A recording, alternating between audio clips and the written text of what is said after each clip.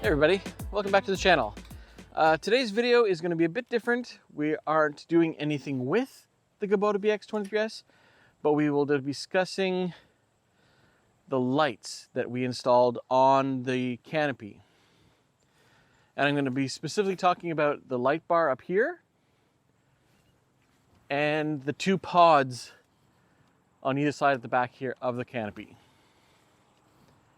And explain, this is about 2 years now, so we'll be discussing what I like about them, what I don't like about them, and how... Is it plane?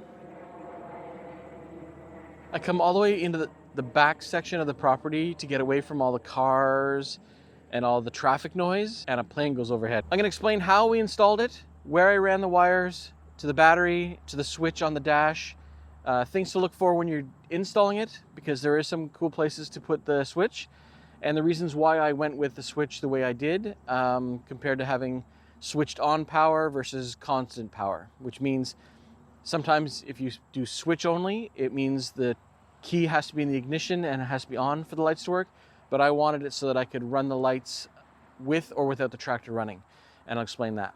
So, first thing to notice is that I have a canopy. I bought that canopy from Kubota. It is their heavy duty canopy. I'll put the description of the model number on screen. And Aiden and I welded a bracket. It's gonna be very hard to see because it's black on black, but this is the original bracket, and we welded this angle iron around to the frame. And same with the back. We have these small little welded on pieces that come out the back. And that was so we can get the lights lower and out to where the corners where we wanted them to be. I then ran the wiring around one side to the back of the canopy. So that comes out here, runs around, and it comes around here to this connector. This is a speed connector. It just disconnects. That allows me to take my canopy off. So with one turnbuckle, I'm able to remove the canopy if I needed to transport this or put my ROPS down. And then the wire continues into the frame down here and into one of the pre-existing holes on the ROPS. So that comes from here, inside the ROPS, past the hinge, which is just in here, all the way down through the bottom here. And there is space go between the supports, and it comes out right here. I then have it come around through the body, under the frame of the deck, and then I have it come up inside where the battery is. So I'll just take this off now. And I have it come up from the frame into a fuse, and then it goes off to the positive and negative side of the battery. The lead also comes up to the switch on the dash, and this is a lighted switch and it's powered all the time, which means I can turn this on and off regardless if the tractor's on or off. So the tractor's off right now. Another plane. So if I turn the switch on, you'll see that the light comes on, and so do the pods. The reason I wanted that was because if I was working at night, I would be able to have them running while the tractor was off and not have to worry about having the engine running the full time. My thought process was if I was plowing the driveway in the dark and then I needed to get out and use the shovel, I could turn the tractor off, leave the lights on, shovel around steps or walkways, get back on and do the work. It also helps when I'm digging trenches and stuff like that, which I did a couple years ago. If you haven't seen those videos of how to use a BX23s backhoe to dig trenches, I'll put the links in the description below for that. That is the overall lights on the canopy with a quick disconnect, wires running through the ROPS, around the wheel frame, under the deck, up into the battery compartment, and then the switch to the dash. And I'm really happy with that. I think that light throws a fantastic wide beam at the front, and the rear ones give a nice accent lighting on the two corners and still fills in enough so I can use the backhoe and not get any trouble with shadows or dark areas. So that works out great. So on the dash, you might be able to see it on camera, but there are actually 3 blanks. This one, this one, and this one. And there is actually holes through the plastic that you can punch out. I used a drill to the specifications for the size of my lighted switch. And it made it really easy to be able to add the switches to this spot here. I've seen some people where they add it on the side or down on the front here, because it is all just hollow underneath. So there's plenty of space in here to add your switch. So just do it somewhere where you're comfortable. Now, I've added these same lights on my Mule. Same thing, light bar across the front, 2 pods in the back. But on that one, I mounted the switch for the on-off switch up under the ROPS. It's much closer, so it's just easier to grab the switch up there than having to run the wiring all the way to the dash. So that was just something I did differently on the Mule. But it really helps to light up the area. The biggest issue was the fact that, yes, it's nice that Kubota puts headlights on your BX tractor, but as everyone knows, they get covered up when you're carrying loads with the bucket.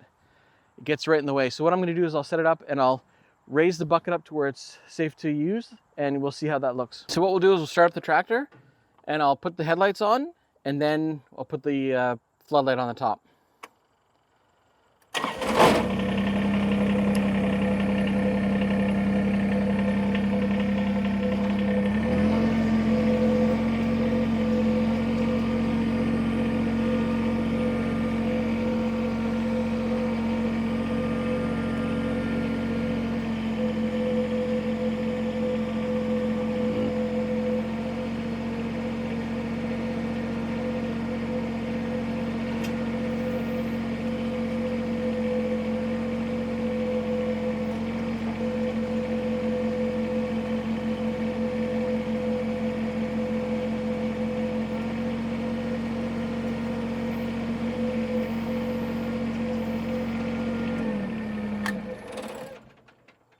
So there's a good idea of what you can see when you need your headlights on and the top light bar, and when it gets covered by the bucket. So as you can see, having the light bar on the top gives you a larger field of light, and same with the pods at the back.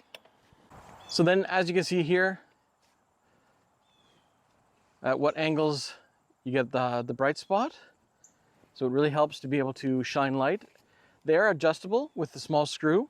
I've got them tight right now, but you can adjust them if you needed to angle them a bit better. But I have them so that the brightness just touches each other here, and then the hot spots are off to the side. So that makes a really good field of view for backing up. Mainly that was for snow plowing in the wintertime. So if I'm backing up down ditches and around the driveways and stuff, I can see what's going on. So that's very handy. I think that's one of the important things. The other thing that I wanted is I wanted something that was connected to the canopy so that I could remove it if I needed to. Lots of other people have stationary ones or ones that are mounted to the ROPS with either the existing holes or through magnets. And then you have all the wiring. So I really like the clean install of that. I think it looks really good. It's all protected by that plastic wiring loom as well. So I'm very happy. So leave it in the comments what you guys use for your lights. I know I've seen lots of people with videos where they have the light bars, or they have them on the ROPS where they can rotate them frontwards and backwards as they need, or on top with magnets. Those are really cool as well.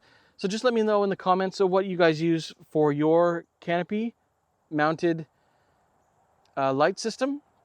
Did you go with a hard mounted? Did you go with welding them on like we did? That sort of thing. So I want to bring this up now as well. You'll notice that my wood chipper, the Wallenstein BX36s, is raised, and so is my bucket. I do want to bring up this.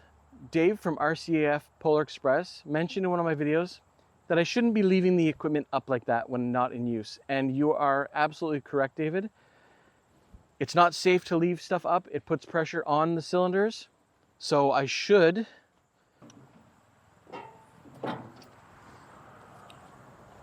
be lowering the hydraulic implements when not in use. I do that. I do put them down when I'm in my shop, but you're right, I should be doing that when I'm out here as well. So that's a good safety tip. Put your implements down so they're not holding pressure for long periods of time. So let's just put the covers back on.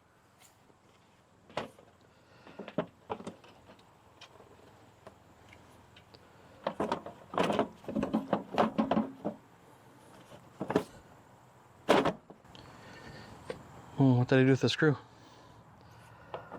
What did I do with the screw?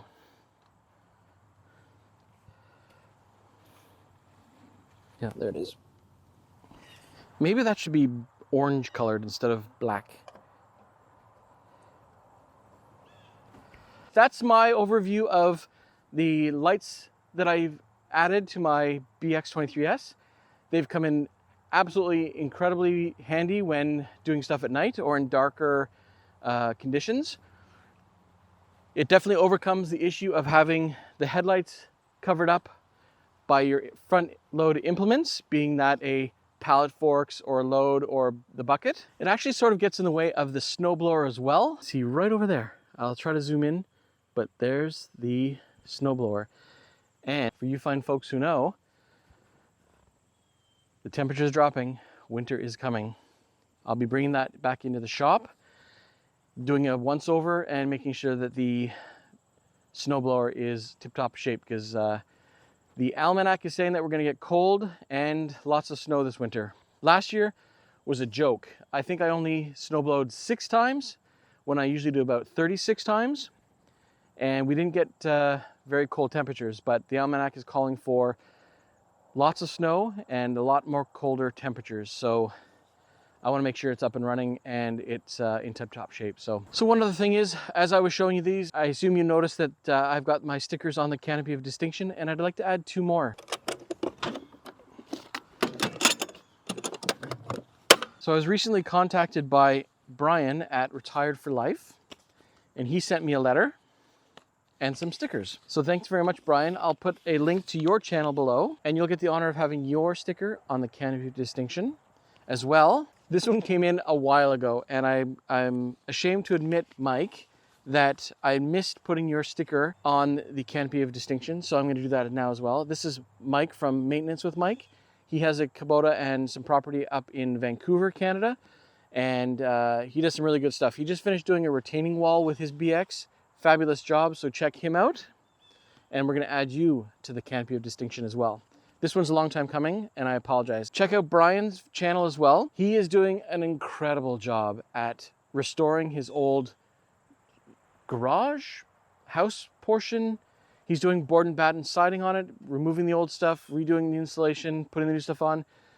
Excellent, excellent work. It looks fabulous. Check Brian out as well.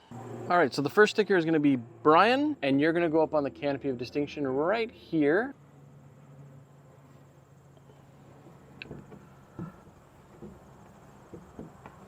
And you are in good company, my friend. Mike, are you going to fit in here? Yeah, let's put you right in here.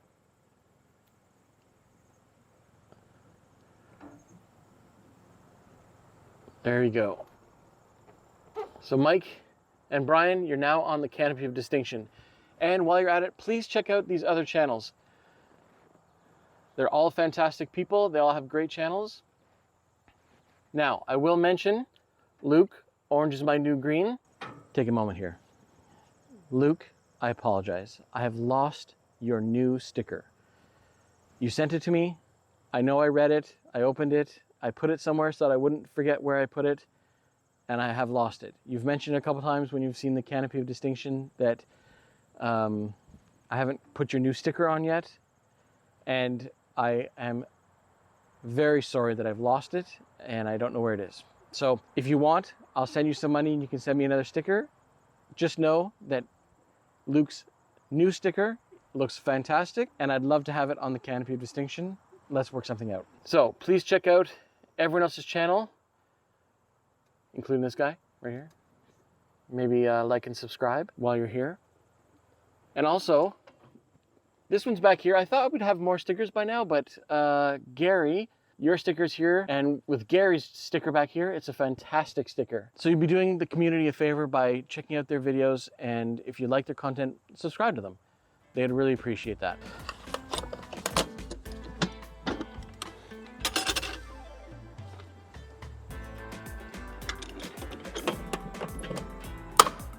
you like that content, please like and subscribe. What did you do on your land today? Because today I showed off the auxiliary lights that we use on the BX. They're the same that we use on our Kawasaki Mule as well. And thanks for watching.